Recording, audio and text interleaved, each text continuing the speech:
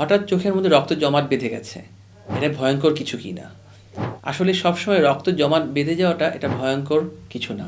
কারণ মাঝে মাঝে আপনারা দেখবেন যে অনেক সময় আপনারা জোরে হাঁচি কাশি কিংবা কোনো কারণে বমি করেছেন, তারপরে চোখের ভেতরে হঠাৎ করে রক্ত জমাট বেঁধে গেছে, কিংবা ভারী কিছু তুললেন, এটার কারণে চোখে রক্ত জমাট বাঁধতে পারে, কিংবা কারো কোষ্ঠকাঠিন্য আছে, সেই কারণেও চোখের ভিতরে রক্ত জমাট বাঁধতে পারে। দেখা যাচ্ছে হালকা আঘাত পেয়েছেন কোনো কারণে, তার কারণে রক্ত জমাট বাঁধতে পারে। এই ধরনের কন্ডিশনে সাধারণত 2 থেকে 3 সপ্তাহের মধ্যে এই রক্তটা চলে যায়, কোনো ওষুধ ছাড়াই এটা অনেক সময় একাই ভালো হয়ে যায়।